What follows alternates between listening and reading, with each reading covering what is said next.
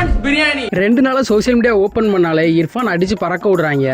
பறக்குறோம் பறந்தே ஆவுறோம். அப்படி என்னதான்டா அவரு பண்ணிட்டாரு அப்படின்னு கேட்டீங்கன்னா பிரியாணி வித்திருக்காரு. இர்ஃபான் பிரியாணி நீங்க அப்படியே சாப்பிட்டீங்கன்னு வச்சுக்கோங்களேன். அதெல்லாம் ஒன்றும் பிரச்சனை இல்லை. இவர் தான் அடிக்கடி பாலிமர் நியூஸுக்கு கண்டென்ட் கொடுப்பார்ல, அதில் இதுவும் ஒன்றாயிருச்சு, அவ்வளோதான். ஆனால் இதில் எல்லாருமே இர்ஃபான் அடிக்கிறதுக்கு என்ன காரணம் அப்படின்னு கேட்டிங்கன்னா, எல்லா ஊர்லேயும் ஒரு பக்கெட் பிரியாணி 2000 2500 வரைக்கும் வித்துட்டு இருப்பாங்க. ஆனால் இவரோட பக்கெட் பிரியாணியோட ரேட் என்ன அப்படின்னு பார்த்தீங்கன்னா 3600 ரூபாய்க்கு மேலே சொல்லியிருக்காரு. 3650 ரூபீஸ். சரி, ஓகே. அப்படி இருந்தாலுமே இர்ஃபான் வந்து ப்ராமிஸ் பண்ண மாதிரி அதில் குவாலிட்டி இருக்கா, குவான்டிட்டி இருக்கா, டேஸ்ட் இருக்கா அப்படின்னு பார்த்தா அது எதுவுமே இல்லை அப்படின்னு வாங்கி சாப்பிட்டவங்க எல்லாருமே சொல்லியிருக்காங்க.